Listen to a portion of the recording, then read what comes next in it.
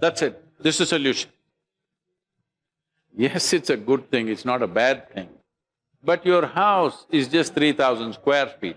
You gather water, put it in your garden and you think everything has happened? I remember I was in construction at one time and when we had some work to do in the Majestic area, we were to do some concrete footings for the foundation. 5 feet pits that we dug were filling in with water so quickly, we had two 10 HP pumps and we could not empty the pits, the foundation pits. Yeah. We could not put the concrete, but today they're going 2,000 feet. The science is telling us today, if you go beyond 1,000 feet and suck out water, that water has been gathered there for over 1,000,000 years. And in one afternoon, because of your powerful pumps, you're just sucking it out and using it. Maybe in Bangalore city, there are maybe 10 lakh bore wells or more. If they're pumping out, let us say 4 to 8 hours a day, the water that you suck out is leaving some empty space there. What do you think will happen to that? I don't want to tell you, you must find out, because you have children and you must find out what we're doing, because we are living like we are the last generation on this planet, especially in India. As if we are the last generation. We are one generation of people who have taken such a big bite of this planet, such a big bite that future generation will have nothing to bite upon, especially in India, because our population pressure on the land is so high. And population is also an issue, because in 1947, we were only 33 crores, today we are 126 crores, 4 times in 70 years. It's a bit irresponsible reproduction. This is not only because of reproduction, this is also because of enhancement of lifespan.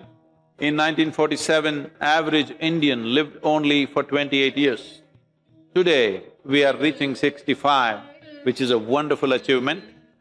But if we postpone our death, we also need to postpone our birth. This is not a philosophy, this is not some great genius, this is simple arithmetic that we must understand. Yes, this is simple arithmetic. That simple arithmetic we are not figuring. Wherever I get down in any city, I see fertility clinics all over the place. As if Indians are not doing well by themselves. So, the rivers are in a bad state, particularly in the last 7-8 years, I see the rate of depletion is very, very sharp. So today this is proper science, this is not activist talk, this is not alarmist kind of stuff. Clearly they are saying, today the amount of water we have, in 1947 how much water we had per capita, today we have only 21 to 22% of that. By 2025, we will have only 7% of that. By 2030, we will have only 50% of the water requirement that we need for our survival. I want you to just imagine the country's situation. 1.25 billion people, not enough water to drink. What do you think will happen on the streets? Chaos. There will be an exodus from the villages to the city because we are pumping all the water to the city. I want you to just imagine this, if let us say 50 lakh people come and sit in Bangalore city, village people, because just to get a drop of water, what will happen is unimaginable, okay? We don't want that to happen. If we don't want that to happen, protecting and revitalizing our water bodies, all water bodies, but particularly rivers because they are the largest water bodies, largest volume. The way a river happens is because of the forests. People think this is one thing that everybody should get, your channel should do this, you must get this into everybody's head, that it is not because there is water, a tree has come up. Because there is a tree, water comes. Today, recently there are papers published about Brazilian rainforest. They are clearly identifying. All these days they were confused how the rainforest gets the maximum rain. Today they have made a study of this, that if there are lots of trees, there is huge vegetation, complex vegetation, not a single species vegetation, a complex vegetation, there is a phenomena called transpiration, where because of the photosynthesis, it develops a certain amount of humidity which hangs like an invisible cloud and draws the dark clouds to shed rain in that area. So it is clearly established, it is the forest which causes the rain, it is the forest which preserves the rain, it is the forest which slowly lets out water and makes the river. So there is no doubt about it. So the solutions are very clear, we know what to do. Do we have the commitment and the courage to do it? That's the only question. So when I started this rally and only 2 months ago I started talking to people because always in my life, there'll always be self-appointed advisors, they appoint themselves. Every time I start something major, they say, this is not going to work, Sadhguru, this is not going to work. Then I know it will work. So when I said we want to do this, people said, you're risking your reputation. Right now people are looking up to you. If you do this, you're risking your reputation. I said this and I mean it. I'm willing to risk my reputation, I'm willing to risk my life. But this is one responsibility that I want to fulfill for future generations, that we must revive our rivers. Good.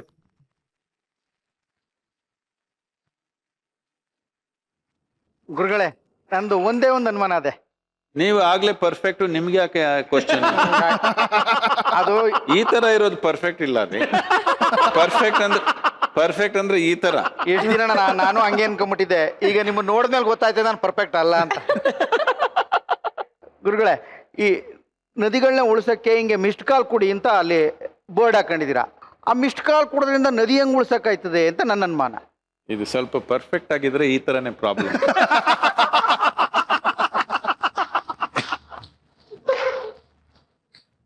Perfect ಅಂದ್ರೆ ಏನ್ ಗೊತ್ತಾ ಅರ್ಥ? ಅದು ಗೊತ್ತಿದ್ರು ನಾನೇ ಕಕ್ಕತ್ತಾ ಇದ್ದೆ.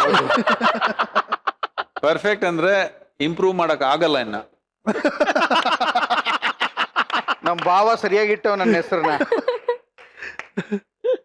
Imperfect ಅಂದ್ರೆ ಸ್ವಲ್ಪ ಇಂಪ್ರೂವ್ ಮಾಡ್ಕೋಬಹುದು. ಪರ್ಫೆಕ್ಟ್ ಅಂದ್ರೆ ಅಷ್ಟೇ. ಗುರುಜಿ ಹೇಳ್ತಾ ಇರೋದೇನು ಗೊತ್ತಾ? ಅರ್ಥ ಆಯ್ತಾ? ನಾಳೆ ಸೇರ್ಸ್ಕತೀನಿ ಬಿಡಿ ಇಲ್ಲಿ ಅಂತ. ಅವ್ರು ಹೇಳ್ತಿರೋ ಮಾತಿನ ಅರ್ಥ ಏನ್ ಗೊತ್ತಾ? ಸರಿ ಹೋಗಿರೋ ಕೇಸು ಅಂತ. ನಿನ್ ವಿಷಯದಲ್ಲಿ ಏನು ಮಾಡಕ್ ಆಗಲ್ಲ ಅಂತ ಹೇಳ್ತಾ ಇದಾರೆ ಅವ್ರು. ಬಟ್ ಮಿಸ್ಡ್ ಕಾಲ್ ನೀವು ಕೊಡ್ಬೋದು.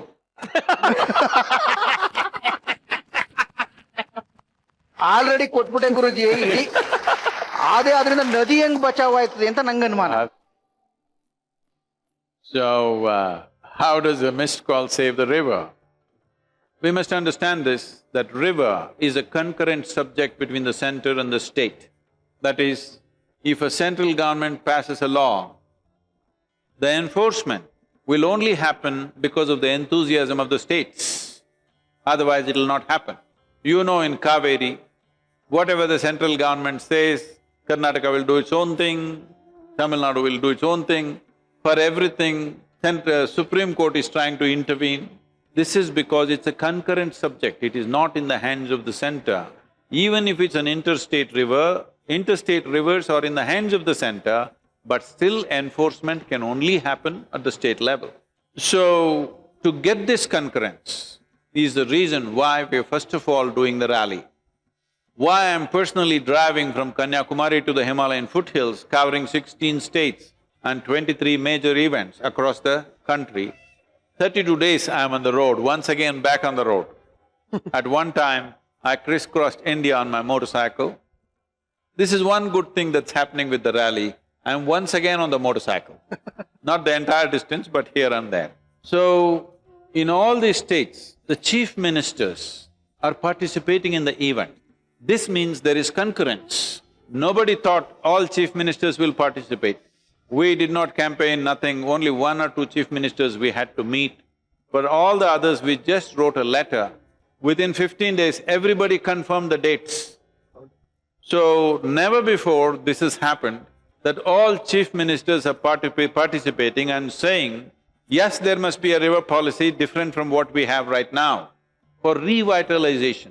Till now, all river policies are about how to share the water, not about how to protect the river, how to make the river more alive than the way it is.